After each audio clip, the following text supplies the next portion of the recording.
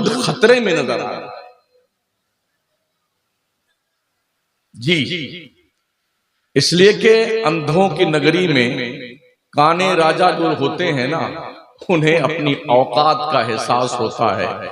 आज सुन्नी जागना शुरू कर चुका है।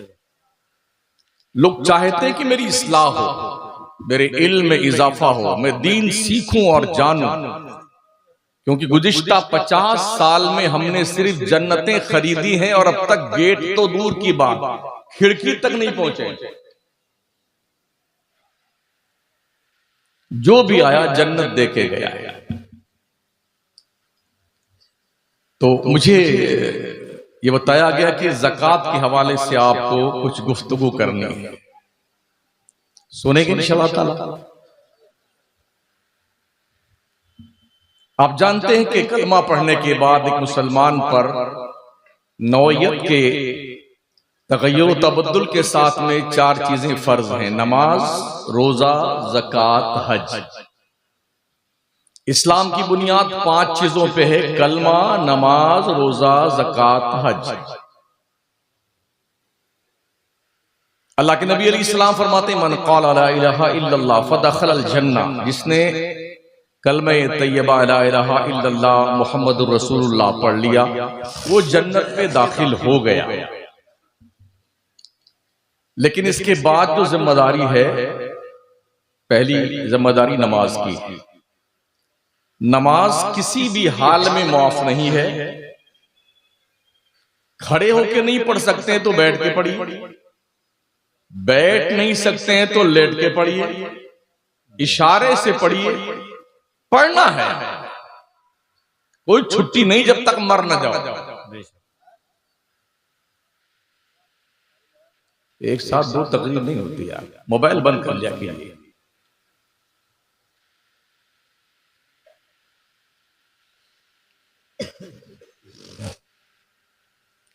नमाज के बाद रोजा का नंबर आता है।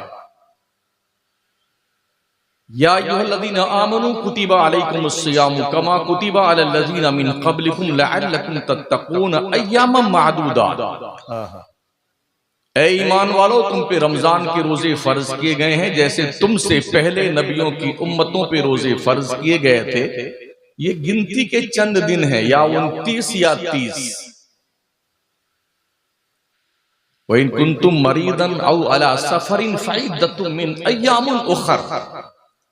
अगर तुम में कोई बीमार है, कोई मुसाफिर शरई है रमजान के महीने में, तो अगर वो रोजा नहीं रखता है तो उसमें कोई हर्ज नहीं है, बाद में उन रोजों की कज़ा कर ले।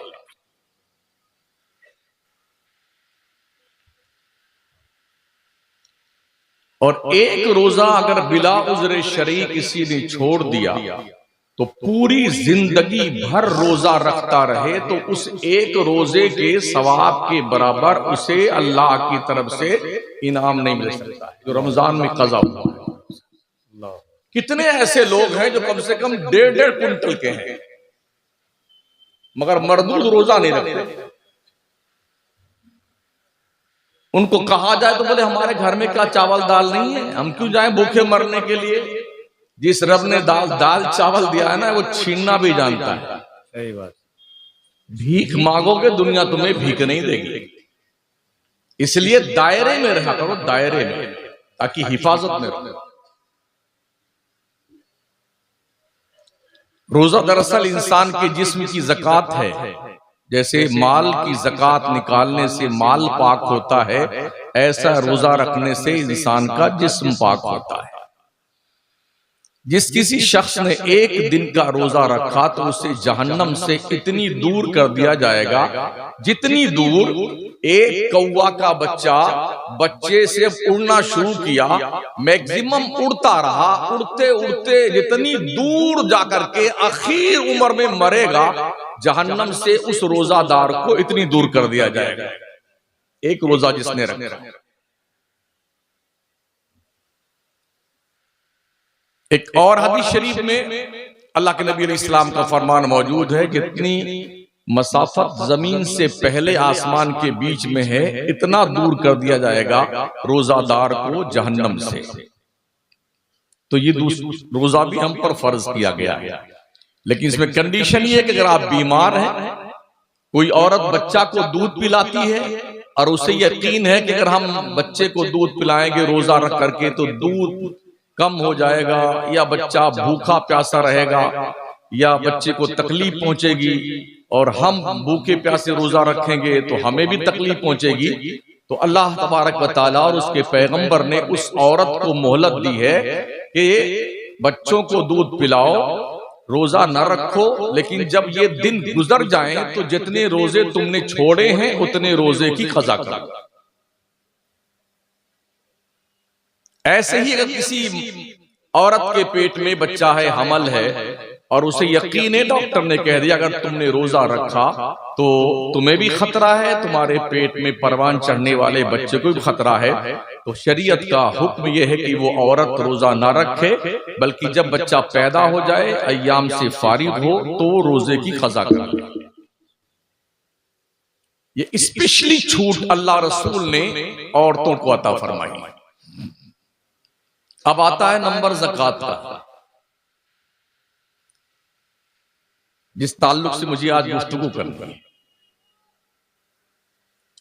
तो चूंकि मौजूए सुखन ज़कात है, तो पहले हज को दो बात उसके हवाले से अर्ज कर दूं। ये 5वां फरीजा है।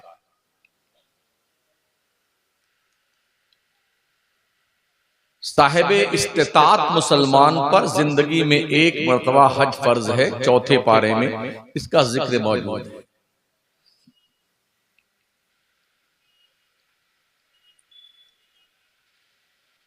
साहिब इस्तिताअत किसे कहते हैं? अपने घर से लेकर के मक्का मदीना जाने तक, जा करके आने तक पूरा खर्चा झेलने बर्दाश्त करने की क्षमता हो, और इस पीरियड में जहां तक 35 दिन के लिए 40 दिन के रोजे हज के लिए गया है, घर वालों के लिए इतना पैसा छोड़ के जाए कि वो भीख न मांगे, खैरियत से जिंदगी गुजार लें, और मिनिमम मामूली थोड़ा मोड़ा धंधा करने का पैसा भी रहे, ऐसे शख्स पर जिंदगी में एक मर्तबा हज करना फर्ज।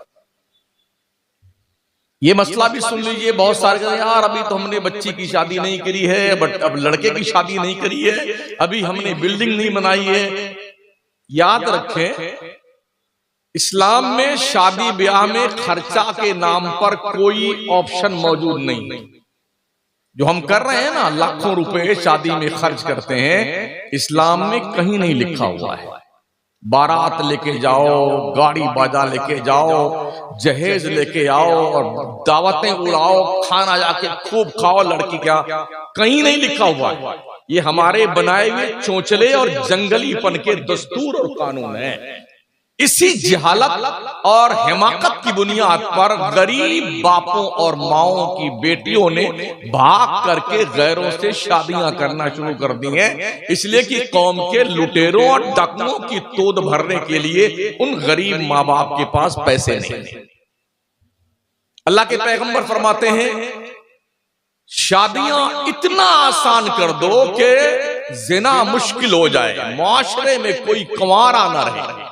आका फरमाते हैं, शादियां वही बेहतर हैं जिसमें बहुत कम खर्चा हो। क्या मस्जिद में शादी नहीं होती? मेरे नबी ने अपनी बेटी फातिमा का निकाह मस्जिद में किया था। 4 लड़कियों की शादी की हुजूर ने, कोई बारात नहीं आई सरकार के घर पे। मेरे नबी ने 11 शादी फरमाई, कोई बारात हुजूर लेके नहीं गए। सहाबा कमोबेश 1,24,000 थे, किसी की बारात हमने हदीस में नहीं पढ़ा कि कोई बारात लेके गया, या लड़की वालों ने खाने का एहतमाम किया और बढ़िया बढ़िया मुर्गा, चिकन चिल्ली और मटन कोरमा ये सब बनाया, कहीं कुछ नहीं। ये निकाह हुआ, ये रुखसती हुई, अपने घर जाओ, अपने चंद दोस्तों की दावत कर लेना, हो गई शादी। आज जिस माँ बाप के 3-4 बच्चियां पैदा हो जाएं, तो या तो वो अपने बच्चियों के साथ जहर खा के मर जाता है गरीब बाप, या तो अपने जिस्म और बच्ची के जिस्म पे पेट्रोल छोड़ के आग लगा के मर जाता है, या कुएं और नदी में डूब के मर जाता है, क्योंकि कौम के दरिंदों का पेट भरने के लिए उस गरीब माँ बाप के पास पैसे नहीं है। सुनिएगा और जबकि मेरे करीम आका सल्लल्लाहु ताला अलैहि वसल्लम की बारगाह में एक सहाबी आए, उन्होंने कहा या रसूलल्लाह मैं शादी करना चाहता हूं, मेरे पास पैसे वैसे नहीं है। कहा कुछ भी नहीं। कहा हुजूर कुछ नहीं है, बस 2 लुंगी है, एक पहनता हूं और एक ओढ़ता हूं बस। मेरे नबी ने फरमाया जाओ एक लुंगी तुम नीचे पहन लेना, सतरे औरत कर लेना, सतर पोशी, और जो ओढ़ते हो ये लुंगी का कपड़ा, ये चादर अपनी बीवी को मेहर में दे देना, निकाह तुम्हारा हो गया। एक आए, उन्होंने कहा हुजूर मेरे पास कुछ नहीं है। कहा क्या कोई तुम्हें कुरान शरीफ की कुछ सूरतें याद है? कहा हाँ या रसूलल्लाह कुछ सूरतें याद हैं। मेरे नबी ने फरमाया जितनी सूरतें तुम्हें याद है उतनी सूरतें अपनी बीवी को याद करवा देना, तुम्हारा महर यही है। क्या हो गया हम कहां खड़े हुए हैं यार? साउथ इंडिया में गया तो वहां मैंने देखा चारों तरफ बोर्ड पे लिखा हुआ था, बहनों बेटियों तुम हिजाब में रहो, दुनिया औकात में रहेगी। उस रोड के किनारे से लेके जहां मैं ठहरा हुआ हूं वहां तक आप इसी रोड पे घूम कर देख लीजिए हमारी बेटियां और बहनें कितनी हिजाब में। देख लीजिए हमारे मजहबी प्रोग्राम, बुजुर्गों के उर्स, जलसे जुलूस, इसमें भी बेहयाई का बाज़ाब्ता तौर पर एक उन्सुर पाया जाता है, और जिसे देखने के बाद हर गैरतमंद इंसान की निगाह शर्म से झुक जाती है। तो शादियों को हुजूर ने आसान बनाने का हुक्म दिया, हमने मुश्किल बना दिया।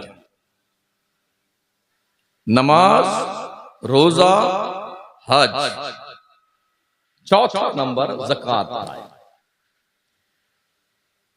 अल्लाह फरमाता वाक़िमुस्सलाह व आतुज़्ज़कात, नमाज कायम करो और ज़कात अदा करो। ज़कात किसे कहते हैं? शरीयत ने एक मालदार मुसलमान की दौलत में एक मखसूस रकम जो मुतय्यन की है गरीब को देने के लिए, उसे निकाल देने का नाम ज़कात कहलाता है। अल्लाह फरमाता फी अमवालिहिम हक़्क़ुम मालूमुन लिस्साइली वल महरूम। ओ मालदारों, अल्लाह ने तुम्हारे माल में, तुम्हारी दौलत में मांगने वालों का और ना मांगने वाले हकदारों का एक मुतय्यना रकम मुतय्यन की है, मशहूर और मुतारफ है, ये उनका हक है, उसे ज़कात कहते हैं, निकाल के उन्हें दे दो।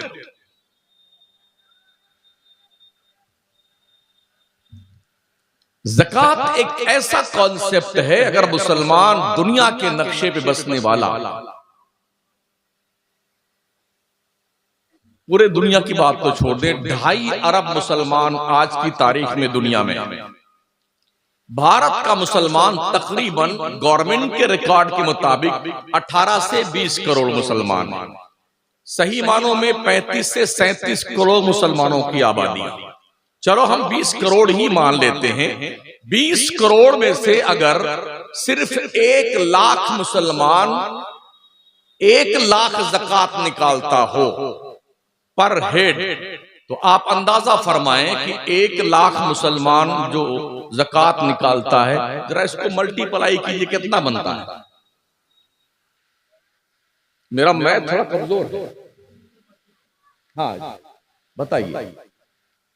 पर हेड अगर 1 लाख रुपए आदमी ज़कात निकालता है और 1 करोड़ मुसलमान ज़कात निकालता है, कितना बनता है? अब तक तो मैं ही मोबाइल में जोड़ लेता यार।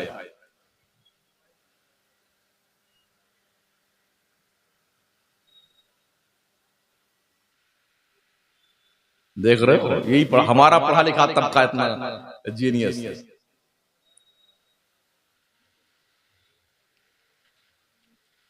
तकरीरें समझाने के लिए होती हैं, पूरे मुल्क में सिर्फ तकरीर समझा रहा हूं, और ना जमाना भी मुझे आता है, चिल्लाना भी मुझे आता है, मैं उठा के फेंकना भी मुझे आता है, लेकिन ये सब कोई मतलब नहीं इसका।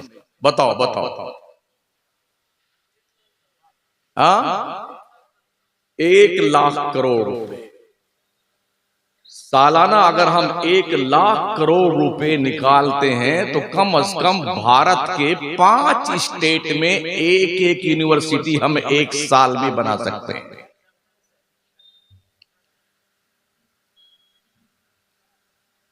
समझ रहे हैं कितना है?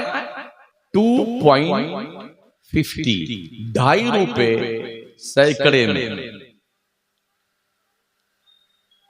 लेकिन आज की तारीख में मुसलमान की अक्सरियत ज़कात नहीं निकालती है। अक्सर तो जानते ही नहीं ज़कात किस चीज का नाम है, और जो जानते हैं उनमें से भी अक्सर ऐसे हैं जो रमजान के एक महीने में 1 या 2 दिन 10-10 रुपए की गड्डी निकाल के ऐसे फकीरों में बांट देंगे और ये बताएंगे कि आज सठियाया है ये मर्दूद, आज इसका दौलत का जो है पिटारा खुला हुआ है, और 10-10 रुपए होते हैं ऐसे उड़ाता है। अरे क्या सेठ साहब आज पगला गए, एक दिन में ज़कात बांट के खत्म। मैं एक मौलवी आदमी हूं, 1.5 लाख रुपए ज़कात में निकालता हूं, ठीक है ना। हमने कई करोड़पतियों को देखा हमारे शहर में, हमने पूछा कितनी ज़कात देते? हाँ जी 50,000 के आसपास निकालते हैं। मैंने कहा मैं तो यार 1.5 लाख मैं खुद निकालता हूं, तुम्हारी तो माइन से है पत्थर की, एक तला निकाल के बेच लो तो 2-2, 3-3 करोड़ का बिक जाता है, इतना दौलत। तो उसका कोई जवाब नहीं। आदमी अपनी दौलत को बचाकर रखने के लिए इतना कटिबद्ध है, सोचता है कि ये चमड़ी चली जाए मगर दमड़ी न जाए। लेकिन जब तुम मरोगे तो तुम्हारी औलाद तुम्हारे लिए ये पैसा तुम्हारे काम के लिए नहीं खर्च करेगी। मरते ही सारे पैसे पे औलाद टूट पड़ती है और बांट बांट के खत्म। अब्बा गए कब्र में, तुम जानो तुम्हारी कब्र जाने, हमें कोई मतलब नहीं। यही हो रहा है। अल्लाह के नबी अलैहिस्सलाम फरमाते हैं ज़कात देकर अपने माल को महफूज किले में बंद कर लो। ओ मेरी उम्मत के लोगों, हजरत उमर के हवाले सरकार की हदीस और रिवायत करते हैं फारूक आजम कि अल्लाह के नबी ने फरमाया कि खुशकी और तरी में कोई माल अगर तुम्हारा हलाक होता है, बर्बाद होता है, लॉस होता है, तो ज़कात ना निकालने की बुनियाद पर होता है। अगर आपने 1 पैसा ज़कात का रोक रखा है तो जिस पैसे में वो ज़कात का 1 पैसा मिला हुआ है उस सारे पैसे को हलाको बर्बाद कर देगा। अगर आपने गरीबों का हक रोक कर खा लिया है तो इसका हिसाब बहुत कड़ा लिया जाएगा। किसी बाप के लाल की हिम्मत नहीं कि वो अल्लाह को हिसाब देके पार निकल जाए। जो लोग सोने और चांदी के जेवर पहनती हैं औरतें, अल्लाह के नबी अलैहिस्सलाम की बारगाह में खातून आई, उन्होंने सोने का कड़ा पहन रखा था। मेरे करीम आका ने फरमाया खातून क्या तुम इस सोने की ज़कात निकालती हो? कहा नहीं या रसूल अल्लाह। तो मेरे आका फरमाते हैं क्या तुम ये पसंद करती हो कल हश्र के मैदान में अल्लाह तेरे हाथ में जहन्नम के आग का कंगन पहनाए? कहा नहीं नहीं नहीं, नहीं या रसूल अल्लाह। फरमाया नबी रहमत ने अपने माल की ज़कात निकाला करो, सोने चांदी की ज़कात। अब ये सुन लो ज़कात किस किस माल में होता है। 3 किस्म का माल है जिसमें ज़कात लागू होती है। माले तिजारत, सोना चांदी, चराई का जानवर।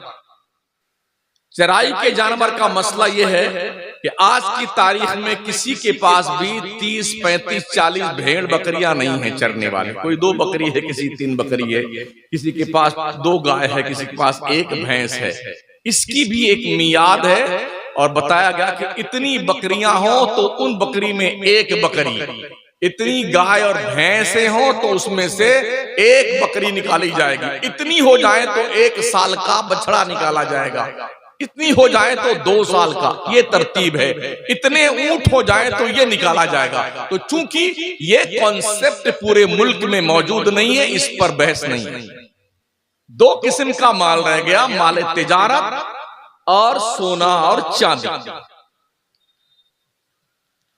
52.5 तोला चांदी या 7.5 तोला सोना या इसकी कीमत का पैसा अगर किसी के पास है तो उस पर ज़कात वाजिब है। तफसील सुनिए।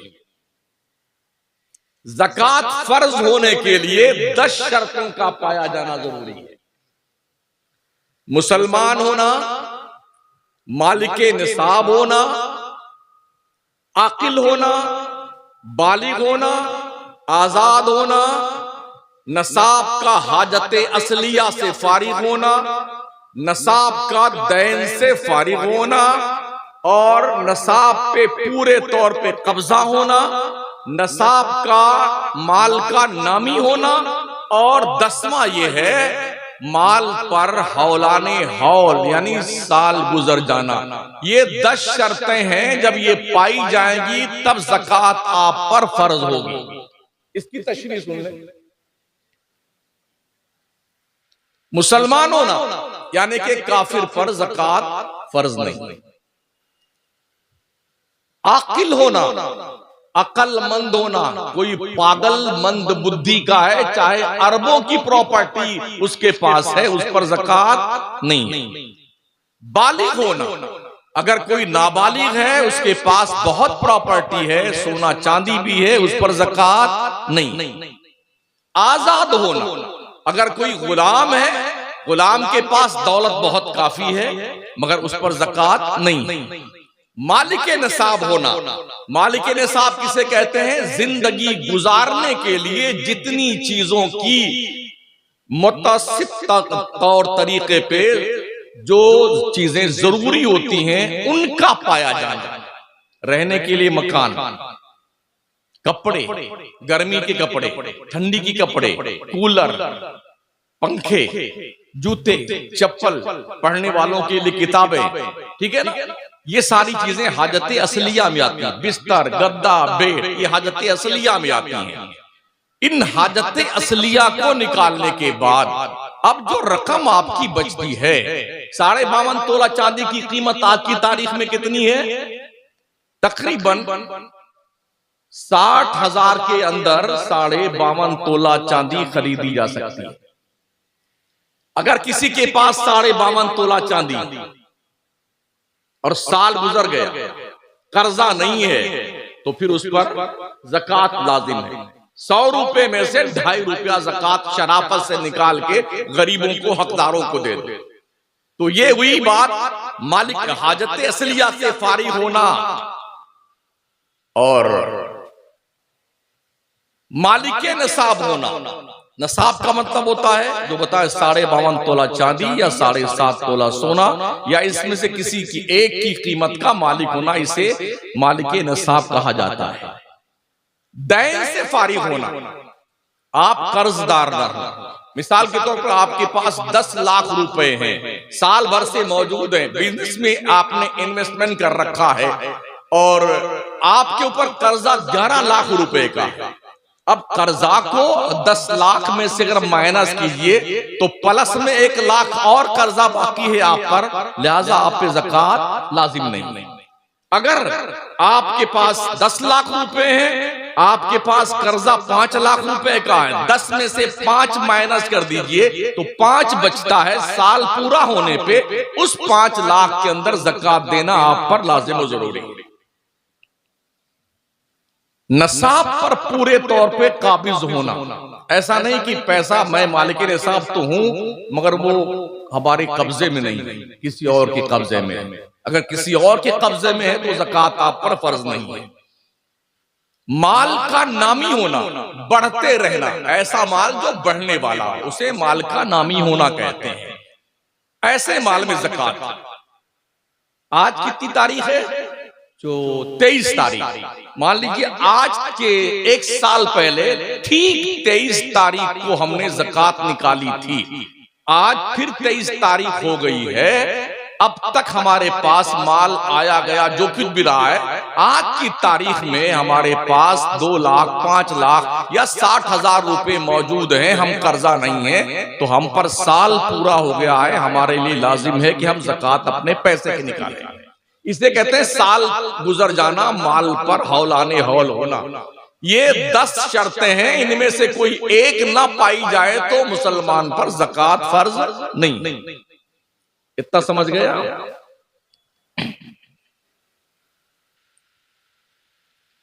इन 10 शर्तों का पाया जाना जरूरी।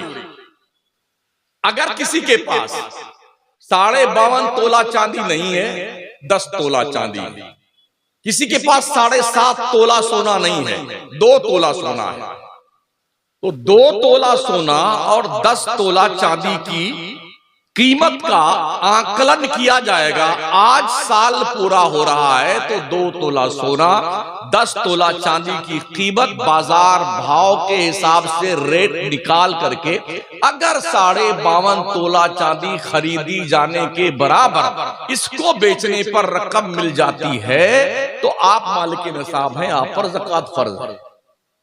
समझ रहे? इसलिए 1 तोला सोना की कीमत आज की तारीख में तकरीबन 85,000 है। 85,000 में 52.5 तोला चांदी आराम से खरीदी जा सकती है। तो आप मालिक निसाब हैं, आपके पास कुछ नहीं है, सिर्फ और सिर्फ आपके पास 7 तोला सोना है, 7.5 नहीं।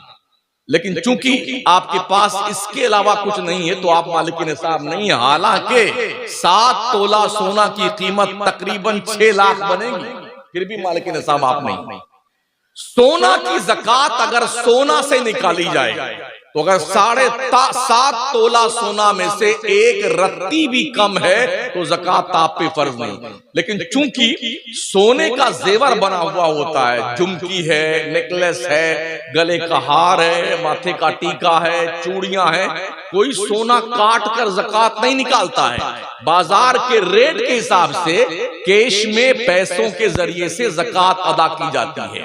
तो अब भले 1 तोला सोना आपके पास है, 10 तोला चांदी है, दोनों की कीमत मिला करके बराबर 52.5 तोला चांदी के बराबर पैसा है, तो आप मालिक निसाब है, आपने ज़कात देना है। ये भी सुन लें, आज ज़कात देना है, मुझे साल पूरा हुआ है, आज की तारीख में मेरे जेब में जो पैसा है वो फिक्स डिपॉजिट, लाइफ इंश्योरेंस, किसान विकास पत्र, इंदिरा विकास पत्र, जितने अत्र पत्र सत्र गत्र है ना, ये सब जोड़ लीजिए। किसी को कर्जा दे रखा है वो जोड़ लीजिए, जितना सोना चांदी वो जोड़ लीजिए, और जो कुछ भी आपका प्राइवेट फंड जो होता है उसमें ये सब जोड़ना पड़ेगा।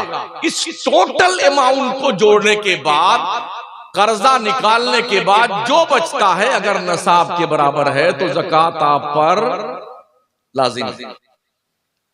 अगर मुसलमान सही मानों में ज़कात निकाल दे, अल्लाह की कसम पूरे मुल्क के मुसलमानों की गरीबी दूर हो जाए।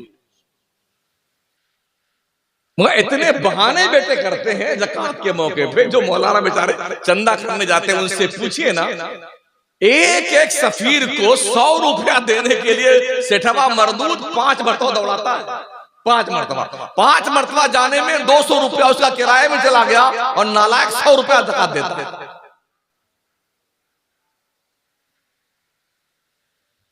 ज़कात की रकम खर्च कहां की जाए ये भी सुन लें जी। फकीर, मिस्कीन, गारिब, रिका, आमिल, फी सबीलिल्लाह, इब्नु सबील, ये 7 क्वालिटी के लोग हैं जिन पर ज़कात की रकम खर्च की जानी चाहिए। ये भी ध्यान रहे, ज़कात का पैसा ना मस्जिद में लग सकता है, ना मजार में लग सकता है, और ना बाजार में लग सकता है, ना कब्रिस्तान की बाउंड्री में लग सकता है। बहुत सारे बेटे ज़कात का वसूल करके कब्रिस्तान की बाउंड्री बना रहे हैं। कसम खुदा के इतने मारे जाओगे ना शक्लें बिगड़ जाएंगी बेटे। मस्जिदों में ज़कात के पैसे, अल्लाह का घर जो बने ना वो सिर्फ क्लीन माल से, साफ सुथरा, तैयबो ताहिर, जो एकदम पाकीज़ा माल हो। ज़कात की रकम दरअसल माल का मैल है, ठीक है ना, जो तुमने दे के अपने बकिया माल को पाक किया है। 2.5% दे करके आपने 97.50 आपने पैसे को महफूज कर लिया, पाक साफ करके। ये कितना खूबसूरत कॉन्सेप्ट इस्लाम ने मुसलमानों को दिया है।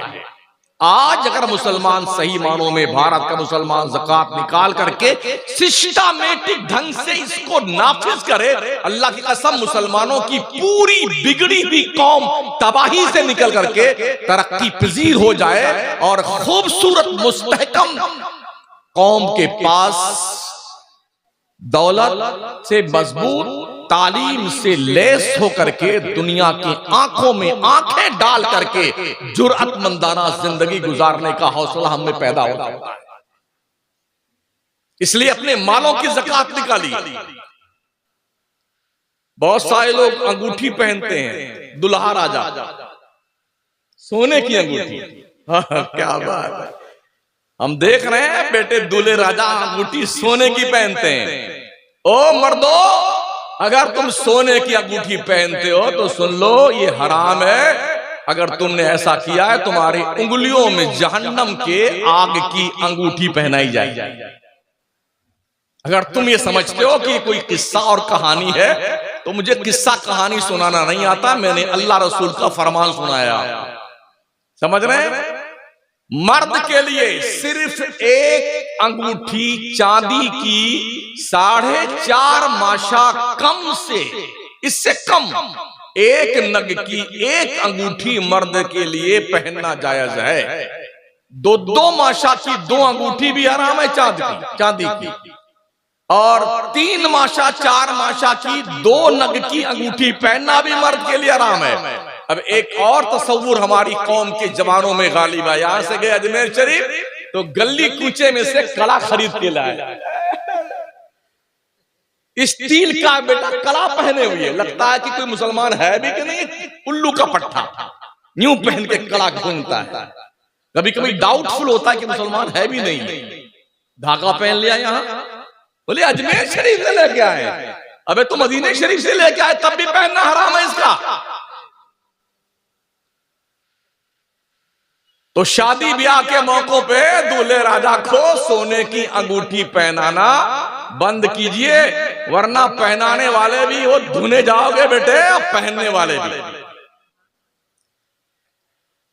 सुन रहे हैं? तो अब सुन लीजिए, ये जो 7 क्वालिटी के लोग हैं जिन पे ज़कात खर्च की जानी है, उनकी डिफिनेशन समाप्त फरमा ले।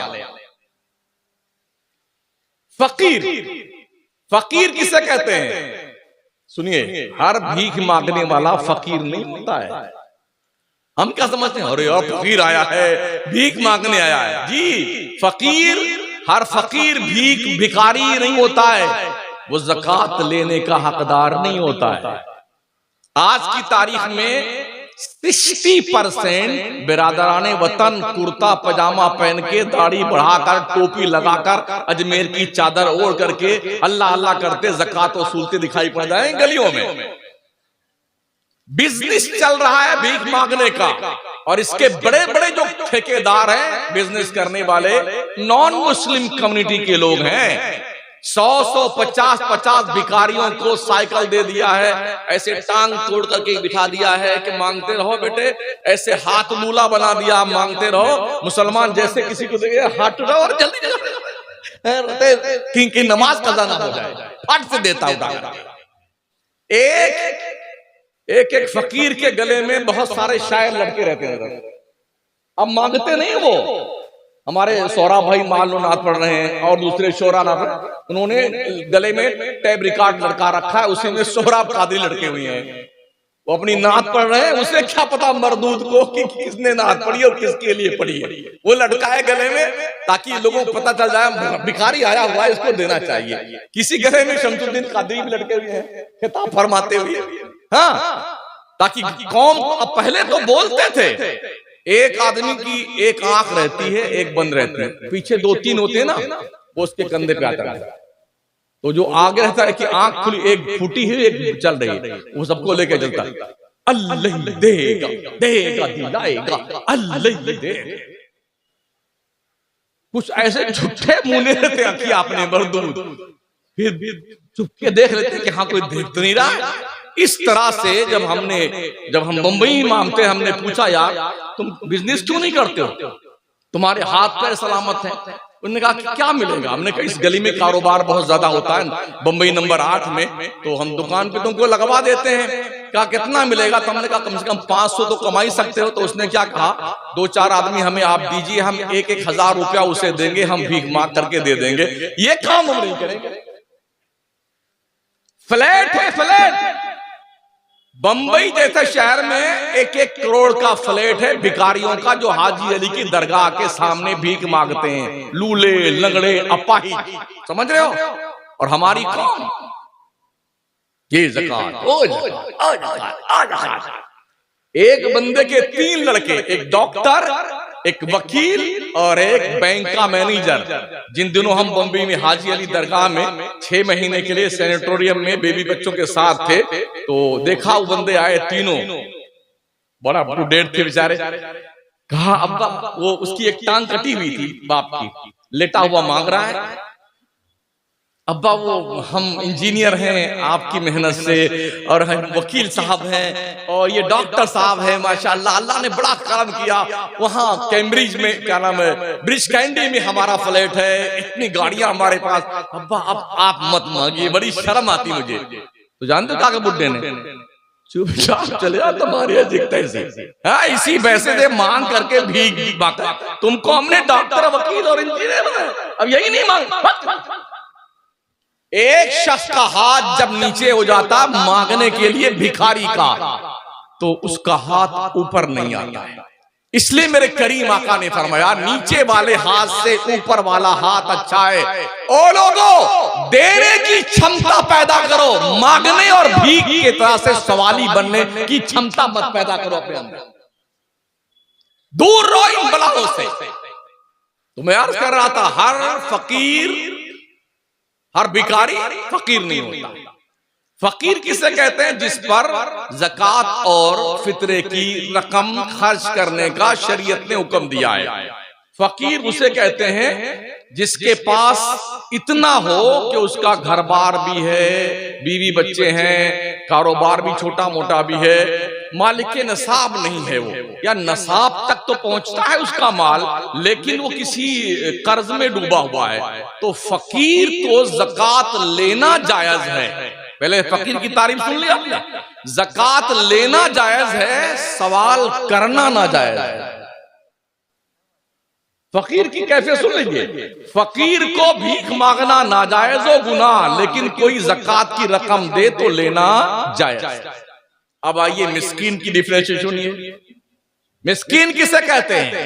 मिस्कीन उसे कहते हैं जिसके पास रहने के लिए घर ना हो, सर ढकने के लिए कोई उसके पास छप्पर ना हो, ढंग से कपड़े ना हो, उसे मिस्कीन कहते हैं। मिस्कीन को देना भी जायज है, उसे सवाल करके मांग करके लेना भी जायज है। फकीर, मिस्कीन।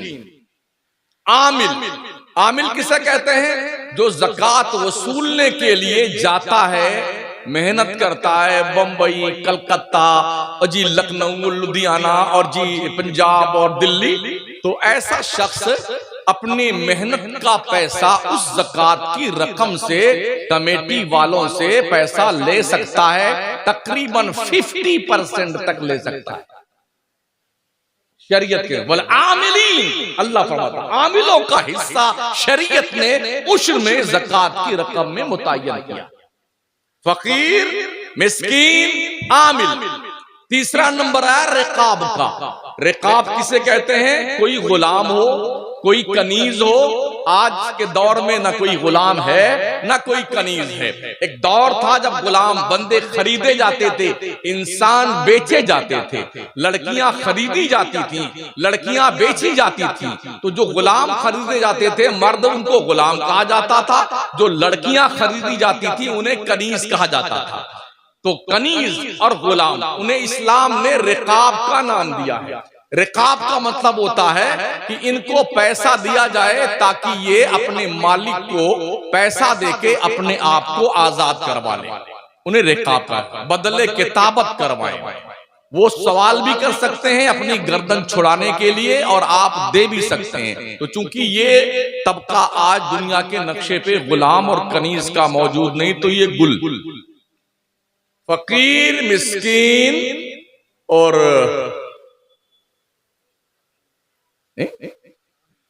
रिका आमिल और रिकाब, और पांचवा नंबर था गारिम का। गारिम का मतलब होता है कर्जदार।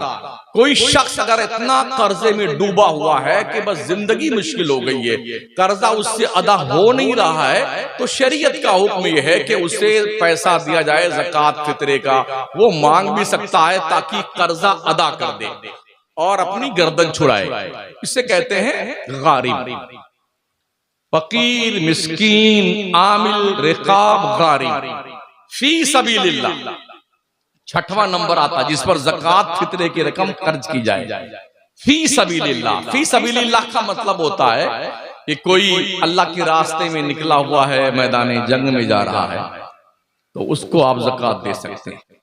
कोई हज करने जा रहा है, गरीब आदमी है, सवाल करना जायज तो नहीं उसे, लेकिन आप जानते हैं गरीब है तो आप उसे ज़कात की रकम दे सकते हैं।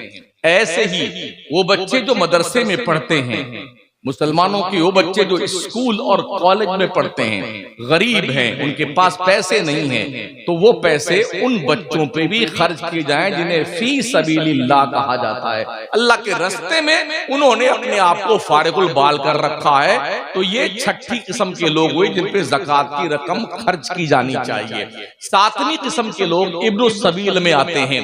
फर्ज कीजिए कोई शख्स आपके इधर से गुजर रहा था, उसकी जेब कट गई, अब रहने वाला लखनऊ का है, उसके लखनऊ में 10 बिल्डिंग है, बहुत बड़ा कारोबार है, मगर अब फकीर हो गया वो। पूरी उसके पास जो पैसा वैसा था किसने लूट लिया, अटैची लेके कोई भाग गया। अब उसके पास खाने के लिए पैसे नहीं है, उसके पास जाने के लिए सफर का पूरा खर्च नहीं है, तो वो शख्स उतनी ज़कात की रकम आपके यहाँ आकर लेने का हकदार है किसी भी मुसलमान से जितने में वो अपने घर पहुंच जाए। ये 7 किस्म के लोग हुए जिन पे ज़कात की रकम खर्च की जा सकती है। आप में से कितने ऐसे लोग हैं जो इसके बारे में जानते हैं? ये तो पता है कि उधर एक मजार है, मलीदा, जलेबी, बुनिया, बर्फी लेके वहां फातिहा करने जाना। ये कौन पता करेगा भाई साहब? ये दीन है, दीन, ये शहादत गहे उल्फत में कदम रखना है। लोग आसान समझते हैं मुसलमान होना। आपको अपने मजहब का पता नहीं है, आपको अपने दीन का पता नहीं है।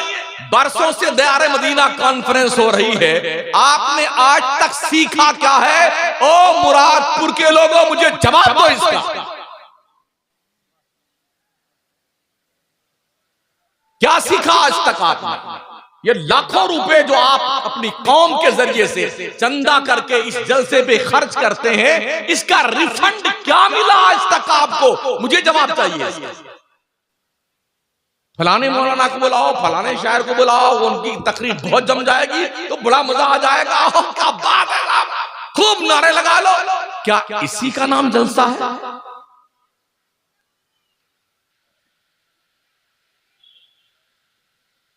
साहबा जब हुजूर की बारगाह में बैठते थे ना दीन सीखने के लिए, उठाइए अहादीस की किताब, सर झुका के ऐसे बैठते, हिलते नहीं थे। यूं लगता था शायद उनके सर पे चिड़िया बैठी हुई है, सर हिलाएंगे तो चिड़िया उड़ जाएगी। इतना गौर से वो दीन की बात सीखते थे। आपको एक मसला सीखना नहीं आता है, वाह वाह वाह वाह, जिंदाबाद शमसुद्दीन कादरी मुर्दाबाद, जिंदाबाद सोहराब कादरी मुर्दाबाद, जिंदाबाद, ये करते ना। मुमकिन है आपको थोड़ी बात तीखी लगे, लेकिन मैं आईना हूं, दिखाऊंगा दाग चेहरे के, जिसे बुरा लगे वो सामने से हट जाए। एक डॉक्टर का काम क्या है? अगर मर्ज, किसी मरीज को मर्ज हुआ है, फोड़ा निकल आया है, तो वो कहेगा कि आप इसको फाड़ फूड़ करके और हमारा ऑपरेशन कर दीजिए। ऑपरेशन करने के लिए उसका हाथ पैर पर दबाना पड़ा, बांध लो इसको, हिले नहीं है। अगर डॉक्टर मरीज का चिल्लाना देखे, अगर इसको चीरेंगे फाड़ेंगे तो खूब चिल्लाता मरीज, इतना चिल्लाएगा, गाली भी देगा डॉक्टर को, और हाथ पैर छूट जाए तो लात भी मार देता डॉक्टर, खूब गाली देगा मां बहन की। ये डॉक्टर को पता है ये मरीज मर्ज के शिद्दत की बुनियाद पर ये सारी हरकतें कर रहा है, जब ये ठीक हो जाएगा तब मुझे दुआएं देगा। ऐसे ही एक मुआलिज, एक दीन का तबीब, एक साले फितरत का वाइज, एक खतीब, एक नासे, एक मुबल्लिगे दीन, उसकी जिम्मेदारी है कि कौम किस बुराई के नासूर में मुब्तला है, उस बुराई के नासूर का इलाज चाहे चीर के करना पड़े, चाहे फाड़ के करना पड़े, चाहे काट के करना पड़े। गाली बकती है कौम तो बकती रहे। मैं एक तबीब हूं, मुझे अपनी जर्राही पे भरोसा होना चाहिए। जब इस कौम का मर्ज ठीक होगा तो ये जिंदगी भर दुआ देगा। ये दीन है, दीन सीखिए, दीन मजहब को सीखिए। दीन खाने पीने के लिए तशरीफ नहीं लाया है। अल्लाह रोजी तो देता है यार, कीड़े मकोड़ों को देता है, चींटियों को देता है, कुत्ते बिल्ली को देता है। हम तो 6 फीट के हैं, हम अल्लाह हमको रोजी नहीं देगा क्या?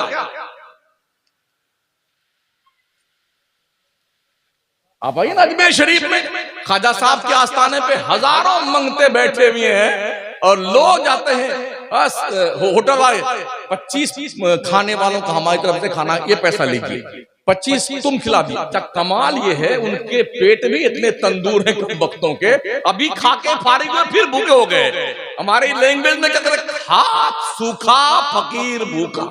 इधर खा के फारिग हुआ, हाथ हाथ पूछा खाएंगे, हाँ अभी खाएंगे फिर खाएंगे। इस तरह दिन भर खाते रहते हैं। यही सिचुएशन मैंने रमजान के महीने में मुसलमानों को देखी है, पूरी रात खाता है मुसलमान, पूरी रात।